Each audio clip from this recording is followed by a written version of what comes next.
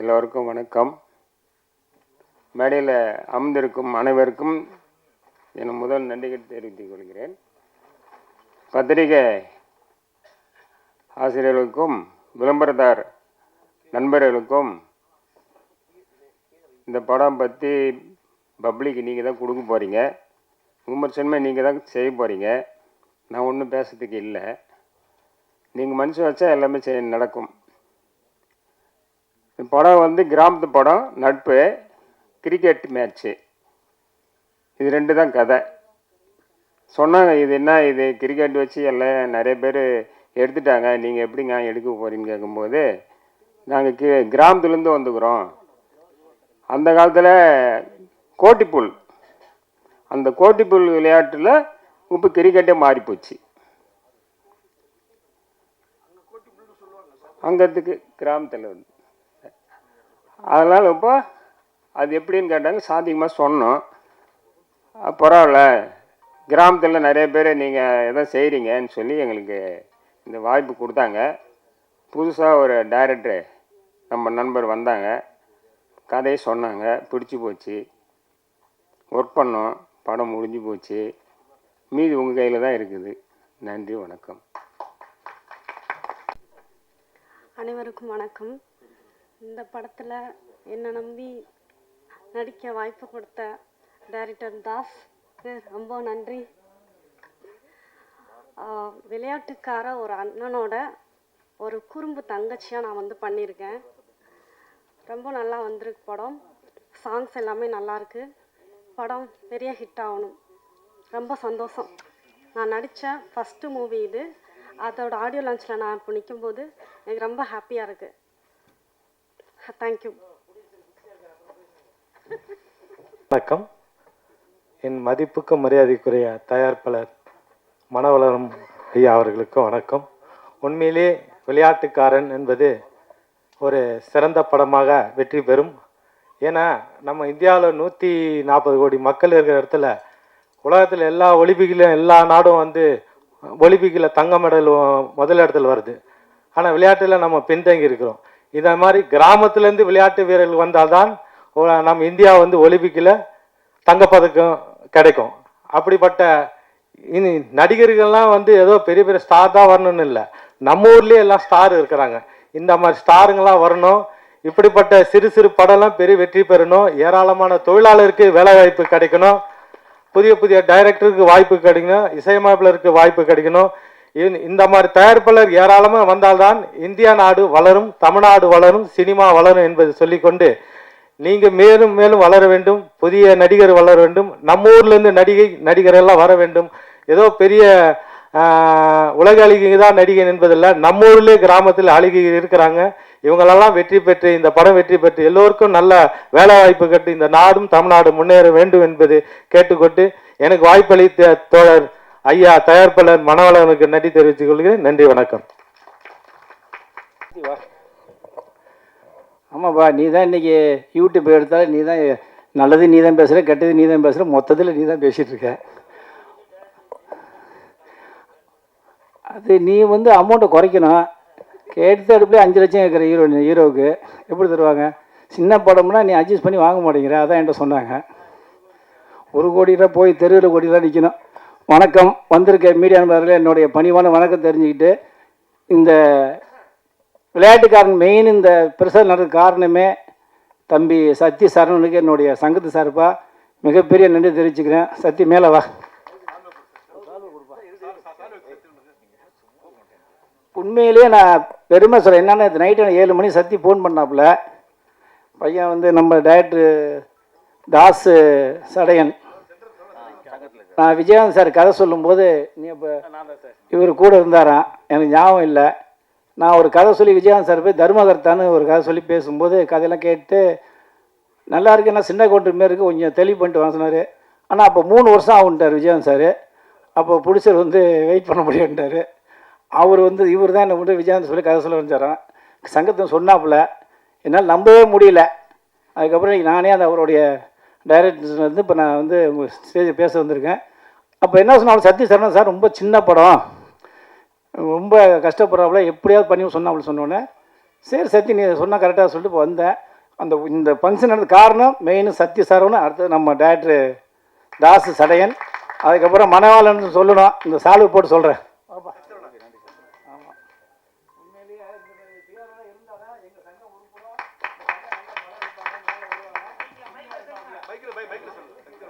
ஆமாம், இந்தமாரி பிஆர்ஓ இருந்தால் தான் எங்கள் சங்கம் உருப்பிடும். எங்கள் சங்கம் நல்ல படங்களாக எடுத்து மேலே கொண்டு வருவாப்புல சப்போர்ட் பண்ண. ஏன்னா நான் ஒவ்வொரு நாள் நான் சில பேர் சொல்லுவாங்க, இவர் எப்போ தான் திட்டுறாரு வைறாரு. ஏங்க நான் எனக்குக்காக திட்டிக்கிறேன், இல்லை எனக்காக சேர்த்து எனக்கு எல்லா கஷ்டத்தை வந்து இன்றைக்கி ஒரு லேஜி வந்துட்டேன். நான் இனிமேல் நான் வந்து சம்பாதிக்கணும், சாப்பாடணும், ஏமாற்றணும்னு கிடையவே கிடையாது. என்னை பொறுத்து சினிமா நம்பி வந்து எல்லாரும் ஜெயிக்கணுங்கிறத என்னோட எண்ணமே தவிர ஒரு நூலர் கிடையாது. எங்கள் அம்மா மேலே சத்தியமாக சொல்லுவேன். ஏன்னா நான் எல்லாத்தையும் தாண்டி வந்துட்டேங்க. இப்போ இந்த பையன் வந்து விஜயானந்த் போய் சொல்லி சொன்னாப்புல, அப்போ நான் இவரை காப்பாற்றுறது யார்? ஒரு இந்த மாதிரி ஆள் வரணும், இந்த சத்யஸ் அந்த மாதிரி ஆள் தான் வரணும். அவர் பேர் விவசாயம், பாண்டிச்சேரியில் இருந்துட்டு ரியல் எஸ்டேட் பிஸ்னஸ் பண்ணி இன்றைக்கி வந்து ஒரு பையனை டேரக்டர் ஆகிக்கிறாரு. இப்போ இவர் தான் நம்ம காப்பாற்றணுங்கும்போது நான் இதுக்காக தான் நான் பேசுனேன் தவிர வேறு நான் 9:45 நான் தான் முதலாக வந்தேன். அன்றைக்கி பிரசாத்துக்கு நான் தான் 9:45 முதலாக வந்து டிஃபன் சாப்பிட்டு உட்காந்தேன். 2 மணி நேரம் உட்காந்துருக்கேன்னா என்ன காரணம்? இவர் எப்படியா ஜெயிக்கணுங்கிறது தான். அதனால் சினிமாவை பொறுத்த வரைக்கும் நம்ம நேசிச்சிட்டே இருந்தோம்னா, இப்போ இவர் உண்மையிலே இந்த பையன் வந்து கனவுல படம் எடுத்துருக்காப்புல. இப்போ இது ஓடலைங்கிறது வந்து ஆடியன்ஸ் தான் முடிவு பண்ணோம். நீங்கள் பப்ளிசிட்டி பண்ணிடுறீங்க. இந்த படத்தை கொண்டு போய் சேர்க்க விட யார்? இவர் தான் கொண்டு போய் சேர்க்கணும், இவர் தான் ப்ரொமோஷன் பண்ணணும். தயாரிப்பாளருக்கு வந்து எதுவுமே தெரியாது. அவர் பாருங்கள், அவர் முகத்தை பாருங்கள். இவர் சிரிக்கிறாங்க. அவர் வந்து படம் எடுக்கிற அளவுக்கு ஒரு தகுதி வந்து இன்றைக்கி காலகட்டம் வந்து மாறிடுச்சு. காலையில் இன்னைக்கு எல்லாருமே படம் எடுக்கலாம், எல்லாருமே சூட்டி போடலாம் சொல்லி, அதனால் ஒவ்வொருத்தவர்களும் காக்கைக்கும் தன் குஞ்சு புரிஞ்சும்பாங்க. அதனால் சினிமா நம்பி யார் வந்தாலும் படத்தை நல்லா எடுங்க. என்னோட போன வாரம் கூட என்னை இந்த இதே பிரசாதத்தில் கேட்டாங்க, உங்கள் சங்க படம்லாம் பெருசாக ஓடலையே அப்படின்னு. நான் சங்கத்தில் ஏகப்பட்ட சலுகை நான் சொல்லி ஒவ்வொரு அடியும் தினத்தந்தி வந்து எங்களுக்கு 10 லட்ச ரூபா எங்களுக்கு தந்தி விளம்பரம் கொடுத்துருக்காங்க. இன்றைக்கி வந்து ரஜினிகாந்த்லேருந்து விஜய்லேருந்து யார் வந்தாலும் சினிமா வந்து வாழ வச்சுருக்காங்கன்னு சொல்லிட்டு இருக்கேன். 10 லட்ச ரூபா எங்கள் சங்கத்துக்கு கொடுத்துருக்காங்க. சினிமா பப்ளிசிட்டியே ஃப்ரீயாக கொடுத்துட்றாங்க. அதுக்கப்புறம் கீப்பில் வந்து 50 தேட்டர் வரைக்கும் 4000 ரூபா வாரம் கொடுத்துருக்காங்க. சென்சாருக்கு எல்லாமே நான் கொடுக்குற சங்கத்துலேருந்து எல்லா சலுகையும் இருக்குது. ஆனால் படம் ஒழுங்காக எடுக்கணும்ல. படம் ஒழுங்காக எடுக்கலாம், நான் போய் கூட போய் ஷூட் பண்ண முடியுமா? இல்லை நான் போய் டேரக்ஷன் பண்ணி பண்ண சொல்ல முடியுமா? ப்ரொடியூசரோ டேரக்டரோ போய் எங்கள் சங்கத்தை என்ன சொல்லுமோ அது சொல்கிறாங்கன்னா, நான் இப்பயும் சொல்லுவேன், நீங்கள் படம் நல்லா எடுத்தீங்கன்னா என்றைக்குமே சினிமா வந்து யாராலும் அழிக்க முடியாது. இப்போ இந்த யூத்துன்னு ஒரு பையன் கருணாஸ் பையன் எடுத்துருக்கான்னு சொன்னாங்க. இது ஏற்கனவே விஜய் நடித்த படம், 10 வருஷத்துக்கு முன்னே வந்தது. இன்றைக்கி பசங்க எல்லாமே டபுள் மீனில் படத்தையும் ஜாலியாக என்டர்டெயின்மெண்ட் தான் நீ காலேஜ் பசங்க பார்க்குறாங்க. ஆனால் அந்தமாரி படம் எடுங்க. இன்றைக்கி விளையாட்டுக்காரன்னா நீ விளையாட்டு மாரி நீ படம் எடுத்தால் தான் அதை வந்து பார்ப்பாங்க. இல்லைன்னா யாரும் வரமாட்டேங்கிறாங்க தேட்டருக்கு.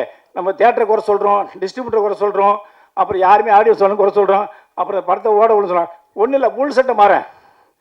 எப்போதுமே பார்த்தீங்கன்னா ஏதாவது ஒன்று சொல்லுவாப்புல, இந்த யூத்தை வந்து ஒரு இடம் பார்க்கணும்னு சொல்லியிருக்காரு. இதுக்கு என்ன சொல்லுவீங்க? நான் முழு சட்டை மாறேன், என்ன போட்டாலும் கண்டு பார்த்துருவேன்.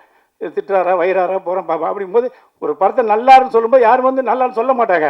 அதையும் மீறி ஒருத்தர் நல்லா இல்லை அப்படின்னா நம்ம படம் ஒழுங்காக எடுக்கணும். இப்போ இந்த விளையாட்டுக்காரன் படத்தை பற்றி நம்ம ஒன்றே ஒன்று தான் சொல்ல முடியும். ஒரு விவசாயி ஒரு டேரக்டர் நம்பி ஒரு படத்தை போட்டு எடுத்து இன்றைக்கி இந்த ஆர்டினன்ஸ் பண்ணியிருக்காருன்னா இவர் நம்ம கண்டிப்பாக சப்போர்ட் பண்ணணும். மேக்ஸிமம் இந்த படத்தை என்ன ஓடணுமோ அது அவங்க தான் முடிவு பண்ணணும். நன்றி, வணக்கம். வந்திருக்க அனைத்து நண்பர்களுக்கும் பெரியவங்களுக்கு சின்னவங்களுக்கும் வணக்கம். ஊடக நண்பர்களுக்கும் வணக்கம். ஒரு விளையாட்டை மையப்படுத்தி ஒரு கிராமத்தில் அழகான காதலும் மிக ஆழமான நட்பும் சொல்லியிருக்கிறோம். இதை கொண்டு போயிட்டு மக்கள்கிட்ட சேர்க்க வேண்டியது உங்களுடைய உதவியாக ஏற்றுக்கொண்டு நன்றியை கேட்டுக்கொள்கிறேன். வணக்கம்.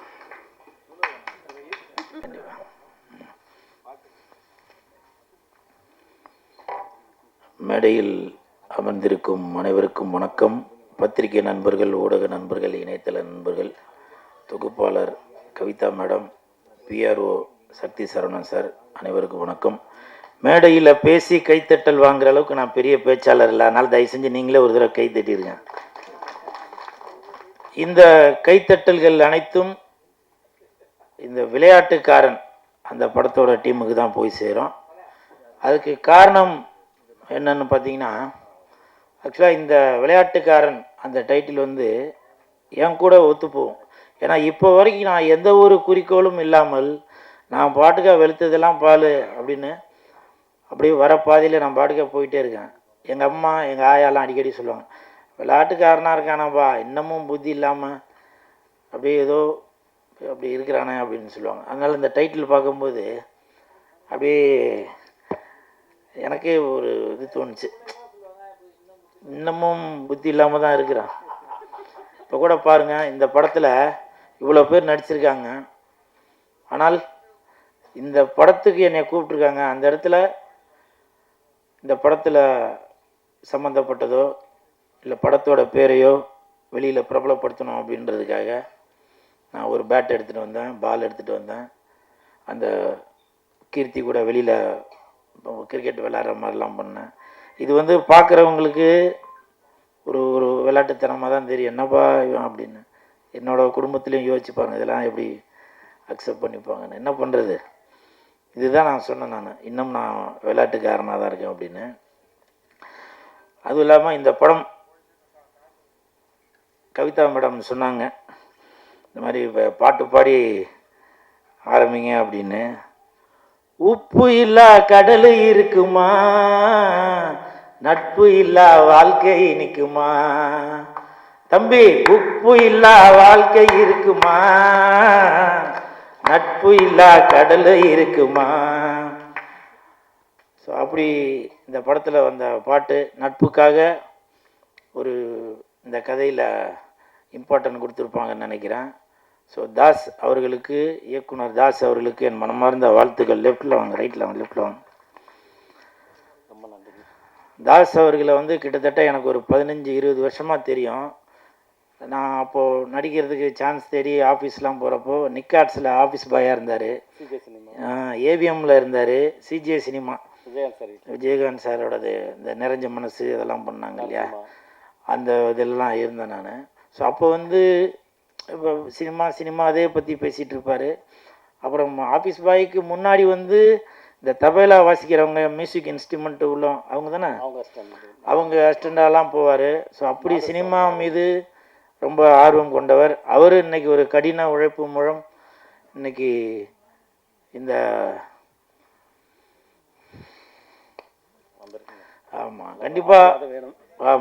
கண்டிப்பாக ஒரு நல்லது நடக்கும். சரிங்களா, அதுதான் விளையாட்டுக்காரன். கண்டிப்பாக இந்த படம் வந்து ஒரு மிகப்பெரிய வெற்றி அடையும். படத்தோட தயாரிப்பாளர் விவசாயி அப்படின்னு சொன்னார், அவருக்கு என் மனமார்ந்த வாழ்த்துக்கள். இன்னொரு வாழ்த்துக்கள் எதுக்குனாக்கா, என் பக்கத்தில் உட்காந்து நான் ஒரு ஃபோனே ஆஃப் பண்ணாமல் ஃபோன் அடிச்சுக்கிட்டே இருக்குது, பேசுகிறத கேட்க முடியல. நான் எடுத்து அதை ஏரோப்ளேன் மோடில் போட்டேன் சார், சைலண்ட்டில் போட சொன்னீங்க, ஏரோப்ளேனில் போட்டேன். அப்புறமா அதை எடுத்து விட்டுங்க. அப்படி ஒரு கள்ளங்கபடம் இல்லாத ஒரு வெள்ளாந்தியா வெள்ளை சட்டை போட்டதுக்கு ஒரு அறிகுறி, அவர் மனசும் வெள்ளை அப்படின்ற மாதிரி பேர் மனோவலன் சார் தானுங்களே. வாழ்த்துக்கள். இந்த படம் மிகப்பெரிய வெற்றி அடையும். அதே மாதிரி கவிதா மேடம் தொகுப்பாளர், எந்த ஒரு நிகழ்ச்சிக்கு போனாலும் அந்த இடத்துல கவிதா மேடம் இருந்தாக்கா ஒரு ஒரு திருவள்ளுவர் அவங்க வந்து நேரடியாக வந்து அந்த திருக்குறளை பற்றி பேசினா எப்படி இருக்குமோ அப்படி இருக்கும். இன்னைக்கு நிகழ்ச்சி புதன்கிழமை, இன்னைக்கு நிகழ்ச்சி ஆரம்பிக்கும்போது கூட பொதுவாகவே நம்ம வீடு கூட பார்த்தீங்கன்னாக்கா காலையில் நம்ம எழுந்திருக்கும்போது ஒரு சுப்ரபாரதம் பாடிச்சுனாக்கா அன்னைக்கு நாளில் நல்லாயிருக்கும். பார்த்துருப்பீங்க இல்லையா, கௌசல்யா சுப்ரராம பூர்வா சஞ்சா சபத்தசே அப்படின்னு. அந்த கௌசல்யா சுப்ரபா அப்படின்னு இருக்குல்ல, இனிமேல் இந்த கவிதா மேடம் அந்த நிகழ்ச்சியில் இருந்தால் கண்டிப்பாக அந்த நாள் நல்ல நாளாக அமையும். நான் வந்து இது சும்மா ஒரு மேடைக்காக பேசணும் அப்படின்னு சொல்லவில்லை, உண்மையிலேயே அவங்க அந்த பேசுகிற தோனி, இப்போ உள்ள தொகுப்பாளர்லாம் பார்த்தீங்கன்னாக்கா அவங்க பாதி இங்கிலீஷ். நன்றி, வணக்கம், தேங்க்யூ. வந்து சிறப்பித்ததுக்கு நன்றி. அடுத்த நிகழ்ச்சிக்கு போகலாம். போதும், இது எனக்கான நிகழ்ச்சி இல்லை. புதிய டீமு, புதிய இயக்குனர்கள், அவங்கள பற்றி 4 வார்த்தை பேசுங்க. நன்றி. இப்போ கூட தயவு செஞ்சு கவிதா மேடம் கொஞ்சம் கை தட்டுறீங்களா? என்னை பற்றி புகழ வேண்டாம், இது வந்து எனக்கான மேடை இல்லை. ஏன்னா நிறையா பேர் நான் இங்கே உட்காந்துக்கு போய் என்கிட்ட வந்து சொல்லிட்டு போவாங்க, என்னை பற்றி பேசுங்கன்னு. இவங்க பாருங்கள், என்னை பற்றி எதுவும் பேச வேண்டாம், நீங்கள் மற்றவர்களை பற்றி பேசுங்க. ஏன்னால் அந்த கவிதா மேடமுக்கு தெரிஞ்சிருக்கு ஒரு ப்ரொடியூசரோட வழி என்ன அப்படின்றது. இன்னைக்கு 3-4 லட்சம் செலவு பண்ணி ஒரு ஆடியோ ரிலீஸ் பண்ணும்போது படத்தை பற்றி மட்டும் பேசி அவங்களுக்கு பெருமை சேர்ப்போம் அப்படின்னு நினைக்கிறாங்க. அந்த கவிதா மேடமுக்கு என் மனமார்ந்த நன்றிகளை தெரிவித்துக் கொள்கிறேன். அப்புறம் சுப்பிரமணிய சிவா சார் அவங்க வாழ்த்த வந்ததில் நான் ரொம்ப சந்தோஷப்படுறேன். என்னன்னாக்கா இப்போ எல்லாரும் என் பேர் கூல் சுரேஷ் தெரியும், இந்த கூல் அப்படின்றது தெரியும். கமெண்ட்டில் வேறு மாதிரிலாம் கூட பூவெலாம் போட்டு இது பண்ணுறீங்க. ஆனால் இந்த கூலுன்றது ரிஜிஸ்டர் ஆகிறதுக்கு காரணம் சுப்பிரமணிய சிவா சார் தான். திருடா திருடி, ப்ளீஸ் தட்டிடுங்க. அந்த சுப்பிரமணிய சிவா சார் இல்லை என்றால் இன்னைக்கு உங்களை சந்தோஷப்படுத்தக்கூடிய இந்த கூல் அப்படின்ற ஒரு வார்த்தையே உங்களுக்கு கிடைச்சிருக்காது. ஏன்னா அன்னைக்கு திருடா திருடி படம் அப்போ கருணாசனை வந்து இந்த டாலரை பிடிச்சி சொல்லுவார், டேய் இது என்னடா அது, கூலு போடாயம் அப்படின்னுவார். உடனே தனுஷ் சார் வந்து அதை நிறுத்தி அது ஒரு ஒரு காமெடியாக பண்ணோம். அந்த படம் மிகப்பெரிய ஹிட்டு. 186 நாள் அவார்டு வாங்கின அந்த படத்துக்கு. காமராஜர் அரங்கத்தில் அந்த நிகழ்ச்சி நடந்தது. 186 நாள் அந்த படத்துக்கான அவார்டு வாங்கினேன் நான். அது வந்து என்னால் மறக்கவே முடியாது. அது மட்டும் இல்லை, சுப்பிரமணிய சிவா சார் இன்னைக்கு வந்து ஷூட்டிங் ஸ்பாட்டில் பார்த்தீங்கன்னாக்கா அஜித் சார் படத்துக்கு கூட்டம் ஜாஸ்தியாக இருக்கும். பப்ளிக் விஜய் சார் படத்துக்கு ஷூட்டிங் நடக்குதுனாக்கா உடனே ஊர்லேருந்துலாம் கிளம்பி வந்துடுவாங்க. இப்படிலாம் இருக்கும். அதே மாதிரி ரஜினி சார் படம், கமல் சார். ஆனால் திருடா திருடி படத்திற்கு திருச்சியில் ஷூட்டிங் நடக்கிறப்போ ஷூட்டிங்கே நடத்த முடியல. 1/2 நாளோட பேக்கப் பண்ணியாச்சுங்க. அன்னைக்கு அந்த 1/2 நாளுக்கு அப்புறம் ஷூட்டிங்கே பண்ண முடியல. அவ்வளோ க்ரௌடு. சாப்பாடு வந்த சாப்பாடுலாம் ரூமுக்கு அமிச்சாச்சு. ரூமில் போய் சாப்பிடுங்க, இன்றைக்கி ஷூட்டிங் பண்ண முடியாது. அது மட்டும் இல்லை, நாளைக்கு எங்கே லொக்கேஷன்றது நாங்கள் காலையில் தான் சொல்லுவோம். இப்போவே யார்ட்னா சொன்னாக்க அது இந்த ஊர் மக்களுக்கு சொல்லிடுங்க. அங்கே கூட்டம் வந்து லாரியாக திரண்டு வந்துட்டாங்க. உண்மை தானே சார்? லாரியாக திரண்டு வந்தாங்க அன்னைக்கு. இதை நான் எதுக்காக சொல்கிறேன் அப்படின்னாக்கா, இன்னைக்கு தனுஷ் சார் தமிழகத்தில் மட்டுமல்ல ஹாலிவுட் பாலிவுட்ல வரைக்கும் கொடி கட்டி பறக்கிறாரு. ஆனால் அன்னைக்கு கொடி கட்டி பறப்பார் என்பது இந்த சுப்பிரமணிய சிவா சாருக்கு அன்னைக்கே தெரிஞ்சிருக்கு. ஃபர்ஸ்ட் படம் துள்ளுவத இளமை, அந்த படத்துல கூட தனுஷ் சார் வந்து மெயின் கேரக்டர்ல 4 பேர்ல ஒருத்தராக நடிச்சிருந்தாரு. ஆனால் அந்த படம் ரிலீஸ் ஆன உடனேயே சுப்பிரமணிய சிவா சாருக்கு தெரிஞ்சிருக்கு, கண்டிப்பாக இந்த 4 பேர்ல ஒரு முத்தை அவர் தேர்ந்தெடுத்து அந்த முத்துக்கு நல்லா அவர் பட்டை தீட்டினாரா இல்லையோ, இல்லை அவரே தீட்டிக்கிட்டாரா நான் தெரியல. ஆனால் அப்படி ஒரு அந்த வைரத்தை, அந்த வைடூரியத்தை கண்டு எடுத்து இன்னைக்கு உலகம் முழுவதும் பெருமைப்படக்கூடிய ஒரு மிகப்பெரிய நடிகராக, தயாரிப்பாளராக, இயக்குனராக வந்திருக்காரு அப்படின்னாக்க அது சிவா சாருக்கு அன்னைக்கே அது தெரிஞ்சிருக்கு. இப்போ கூட நான் வந்து இதை வந்து அவரை பெருமைப்படுத்தணும் அப்படின்றதுக்காக சொல்ல வரல. ஆனால் அன்னைக்கு அந்த துள்ளுவதமை ரிலீஸ் ஆனதுக்கு அப்புறம் தான் இந்த திருடா திருடின்ற படத்தை இயக்குனர் அவர்கள் தனுஷ் சாரை சூஸ் பண்ணார். அதன் பிறகு 6 மாதம் கழிச்சு தான் காதல் கொண்டேன் ரிலீஸ் ஆச்சு. காதல் கொண்டேன் மிகப்பெரிய ஹிட்டு. அந்த 186 நாள் இப்போ உள்ள படங்கள்லாம் பார்த்தீங்கன்னாக்கா வெள்ளிக்கிழமைக்கு காலையில் ரிலீஸ் ஆகும், ஈவினிங்கே வந்து ஒரு சக்ஸஸ் மீட்லாம் வைப்பாங்க. ஆனால் அப்போது 186 நாள் ஓடின அந்த படம். அவர் மிகப்பெரிய ஒரு இயக்குனரான அவர் சுப்பிரமணிய சிவா சார் அவர்கள், அவர் கூட நான் இந்த மேடையில் உட்காந்துருக்கேன் அப்படின்னாக்க அதுக்கு வந்து மிகப்பெரிய நன்றியை தெரிவித்துக் கொள்கிறேன் இந்த விளையாட்டுக்காரன் டீமுக்கு. இந்த சுப்பிரமணிய சிவா சார் இவ்வளோ நாள் நான் ஒரு 20-25 வருஷமாக அவரோட பழகியிருந்தாலும் முதலாக இந்த மேடையில் தான் நான் அவர் கூட பக்கத்தில் உட்காந்துருக்க கூட அந்த வாய்ப்பு கிடைச்சிருக்கு. நான் அவர் கூட அவரோட படங்கள் நடிச்சிருந்தாலும் இது வரைக்கும் அவரோட மேடையில் அவர் பக்கத்தில் நான் உட்காந்ததே இல்லை. அதனால் இந்த விஷயத்தை நான் சொல்லணும் அப்படின்னு நினச்சேன். நன்றி சார், உங்களால் தான் எனக்கு இன்ன வரைக்கும் ஒரு பேரோடு இருக்குனாக்க அதை நான் எப்போவுமே உங்களை அந்த நன்றி மறமாட்டேன் சார். அதாவது ஒரு விக்ரமாதித்தன் கதை இருக்குது. அதில் 4 நண்பர்கள் இருப்பான். அந்த 4 நண்பர்களில் ஒருத்தன் வந்து எந்த எலும்பு கிடைச்சாலும் அதை வந்து உருவமாக்கிடுவான். இன்னொருத்தவன் அந்த அந்த உருவமான அந்த உருவத்துக்கு நரம்பெல்லாம் செஞ்சு நிற்க வச்சுடுவான். இன்னொரு நண்பன் என்ன பண்ணுவான், அதுக்கு வந்து தோல் போய்ச்சிடுவான், தோலை உண்டாக்கிடுவான். இன்னொரு நண்பன் என்ன பண்ணுவான்னா அதுக்கு உயிர் கொடுத்துருவான். ஒரு நாள் இப்படியே பண்ணிகிட்டு இருக்கும்போது ஒரு நாள் புலிக்கு உயிர் கொடுத்துருவானுவன். ஒரு எலும்பை சேர்ப்பான், அது புலி உருவமாக இருக்கும், அதுக்கு நரம்பு பண்ணுவான், அவன் புலி ஆகிடும். புலியாகி 4 பேரையும் அது சாப்பிட்ரும் அந்த நண்பர்களை. அப்படி கூல் சுரேஷ் எந்த இடத்துக்கு போனாலும் எல்லாத்தையும் தூக்கி சாப்பிட்றாப்புல. அப்படி ஒரு புலி தான் நம்ம கூல் சுரேஷ். இதை நினைவுபடுத்தி என்னை வந்து சொன்னதுக்கு ரொம்ப நன்றி. ஏன்னா நன்றியை வந்து இந்த உங்கள்கிட்ட இருக்கின்ற சிறந்த பண்புக்கள்லாம் தாயாக விளம்போது நன்றி உணர்வு தான். நன்றி உணர்வு யாருக்கு இருக்குதோ அவன் மாபெரும் மனிதனாக இருப்பான், சிறந்த மனிதனாக இருப்பான். அதுதான் நம்மகிட்ட இருக்கிற நற்பண்புகளுக்கெல்லாம் தாயாக விளம்போது நன்றி. அந்த உணர்வு இருக்கிற வரைக்கும் நம்ம சுரேஷ் வந்து வெற்றி மேல் வெற்றியும் சாதனை மேல் சாதனையும் கிடைக்கும். நன்றி தம்பி. இன்னும் ஒரு 2 நிமிஷம் மட்டும் பேசிடுறேன்பா. அப்புறம் அன்பு செல்வன் சார் அவங்க வாழ்த்த வந்ததில் ரொம்ப சந்தோஷப்படுறேன். ஏன்னா அவரோட குரூப்பில் அடிக்கடி சொல்லிக்கிட்டே இருப்பார், கூல் சுரேஷை பயன்படுத்துங்க அப்படின்னு சொல்லிக்கிட்டே இருப்பார். இப்போ கூட ஆடியோ ரிலீஸில் வந்து ட்ரெய்லர் பார்க்குறப்போ அப்போ கூட தயாரிப்பாளர்கிட்ட சொன்னார், பாருங்கள் இதில் ஒருத்தராக கூல் சுரேஷை பயன்படுத்தி இருந்தால் கூட இன்றைக்கி ப்ரொமோஷனையும் தாண்டி அவன் தோல் மேலே வச்சுட்டு தூக்கிட்டு ஓடிட்டு இருப்பான் அப்படின்னு ப்ரொடியூசர்கிட்ட சொன்னது என் காதில் கேட்டுச்சு. ஸோ அப்படி என் தாய் தந்தைக்கு பிறகு நான் நல்லா இருக்கணும் அப்படின்னு நினைக்கிற அந்த வெள்ள மனம் கொண்ட அன்பு சாருக்கு என் மனமார்ந்த நன்றிகளையும் பாராட்டுகளையும் தெரிவித்துக் கொள்கிறேன். அப்புறம் உங்கள் சார்பாக ஒரு சின்ன ரிக்வெஸ்ட்டு என்னன்னாக்கா, ஒரு 3 மாதத்துக்கு முன்னாடி பத்திரிகையாளர் ஒளிப்பதிவாளர் சங்கம் நடத்திய ஒரு நிகழ்ச்சிக்கு ஒரு 3 மாதத்துக்கு முன்னாடி போயிருந்தேன். அப்போ வந்து அங்கே நடத்தினவங்கள்ட்ட கேட்டேன், யார் யார் நடிகர்கள் யார் யார் வரா அப்படின்னு. அப்போ 2-3 பேர் சொன்னாங்க, அவங்க வராங்க இவங்க வராங்க. போய் பார்த்தா ஒரு சிலர் அவங்க மட்டும்தான் வந்தாங்க. அப்போ வந்து எனக்கு வந்து ஒரு மனசுக்குள்ளே ஒரு கஷ்டம். ஏன்னா நீங்கள் என்ன தான் கோடி கோடியாக போட்டு படம் எடுத்தாலும் இந்த இடத்துக்கு வந்து இவங்க முன்னாடி காட்டி அவங்க வச்சுருக்க கேமராவில் அதை ஷூட் பண்ணி அதை வெளியிலலாம் எல்லா இடத்தையும் காட்டுறாங்க. அப்போ அதுக்கு மட்டும்தான் இவங்களை நீங்கள் பயன்படுத்துவீங்களா? அவர்களுடைய நல்லது கெட்டது குடும்ப நிகழ்ச்சி வெளி நிகழ்ச்சி எல்லாத்துலேயும் கலந்துக்க கூடாதா என்பது என்னோட ஒரு ஆதங்கம். அது காரணம் இன்றைக்கி நான் இவ்வளோ தூரம் வந்திருக்கேன்னா கூட அதுக்கு நீங்கள் தான் காரணம். ஸோ அந்த ஒரு எண்ணத்தில் தான் நான் சொல்கிறேன், தயவு செஞ்சு நடிகர் நடிகைகள் நம்மளுடைய குடும்ப உறுப்பினர்களாக இருக்கும் பத்திரிகையாளர் சங்கம் ஒளிப்பதிவாளர் சங்கம் இவங்களுடைய நிகழ்ச்சிலாம் நீங்கள் தயவு செஞ்சு கலந்துக்கணும்.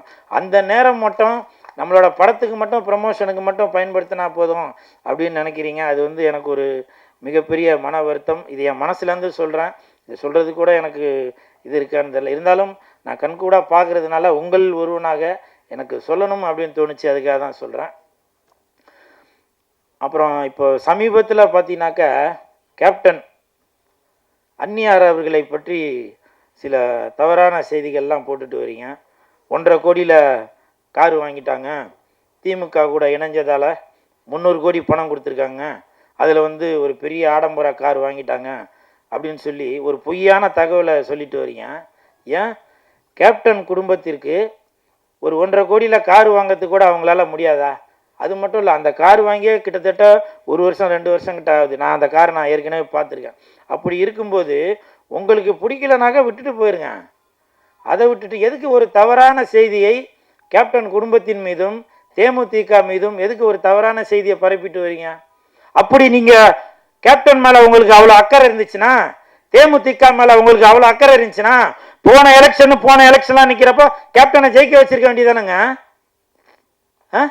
இப்போ நீங்கள் சொல்கிறதெல்லாம் பார்த்தா ஏதோ வைத்தறிச்சலில் சொல்கிற மாதிரி இருக்கு. அப்படி நீங்கள் கேப்டன் மீதும் தேமுதிக மீதும் அவ்வளவு உங்களுக்கு அக்கறை இருந்துச்சுனாக்கா நீங்கள் அப்போவே ஜெயிக்க வச்சிருக்கலாம். ஏன் அவருடைய மகன் பிரபாகரன் அவர்கள் நிற்கும்போது கூட அவரை ஜெயிக்க வச்சிருக்கலாமே? கட்சியில் உள்ளவங்களை ஜெயிக்க வைக்காட்டியும் அட்லீஸ்ட் அவருடைய மகனையாச்சும் ஜெயிக்க வச்சிருக்கலாமே? எதுக்கு இப்படி ஒரு தவறான விமர்சனங்களை எல்லாரும் வைத்துட்டு வரீங்க? தயவு செய்து இந்த உலகம் வந்து வாழ்ந்தாலும் ஏசும் தாழ்ந்தாலும் ஏசும். அதனால நீங்க கேப்டன் அவர்களுக்கு, தேமுதிக அவர்களுக்கு, அந்நியார் அவர்களுக்கு, பிரபாகரன் அவர்களுக்கு நீங்க ஓட்டு போடாட்டியும் கூட பரவாயில்ல, ஆனால் தயவு செய்து ஒரு தவறான விமர்சனத்தை வைக்காதீங்க. 300 கோடி வாங்கிட்டாங்கன்னு நீங்க சொல்றீங்களா? நீங்க தான் பக்கத்துல இருந்து போய் எண்ணிக்கிட்டு இருந்தீங்களா? அந்த மிஷின்ல போட்டு 300 கோடி எண்ணி பார்த்தீங்களா எவ்வளவு கொடுத்தாங்க அப்படின்னு? தயவு செய்து கேப்டன் அவர்களுடைய குடும்பத்தை பத்தி யாருன்னா பேசினீங்கன்னாக்க உங்க நாக்கு அழுகி போயிடும். அவருடைய சாப்பாட்டை சாப்பிட்டுட்டு நீங்க அவரை பற்றி கேப்டன் குடும்பத்தை பத்தி தவறாக பேசியிருந்தா உங்க குடலும் அழுகி போயிடும்.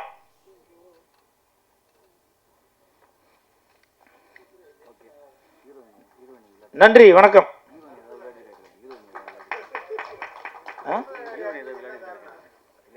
இது என்ன ஹீரோயினா? ஹீரோயின் சொல்லி தான் அவன் என்கிட்ட இன்ட்ரடியூஸ் பண்ணாங்க. இங்கே வந்தாக்க அந்த அம்மா ஏதோ தங்கச்சி கேரக்டராம். அப்படியா? ஏன் அப்படி? நான் எப்பவுமே உண்மையை மட்டும்தான் பேசுகிறாள். ஏமா வாமா. இந்த சகோதரியின் பெயர் கீர்த்தி. என்ன விளையாடிருக்காங்க? இந்த படத்தில் விளையாட்டுக்காரன், இந்த படத்தில் கீர்த்தி சுரேஷா? ஓ, கீர்த்தி சுரேஷா?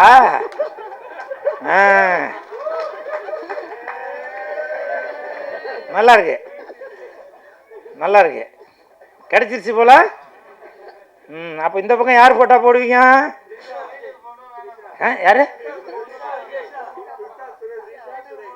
ஐயா நான் போகிறேன்ப்பா, நான் புரியுதுங்களா? அப்போ அதனால் இந்த சகோதரி கீர்த்தி அவர்கள் நல்லா நடிச்சிருப்பாங்கன்னு நான் நம்புகிறேன். அந்த ட்ரெய்லர் பார்க்கும்போது தெரிஞ்சுது. உங்களுக்கு என் மனமார்ந்த வாழ்த்துக்கள். ஏன் அந்த தாவணி போட்ட புண்ணியம் வரல? தாவணி போட்ட புண்ணியம் வரல? சரி, ஓகே.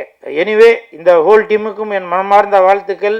இந்த படம் மிகப்பெரிய வெற்றி அடையணும் அப்படின்னு உங்கள்கிட்ட நான் தாழ்மையோடு கேட்டுக்கிறேன். நன்றி, வணக்கம்.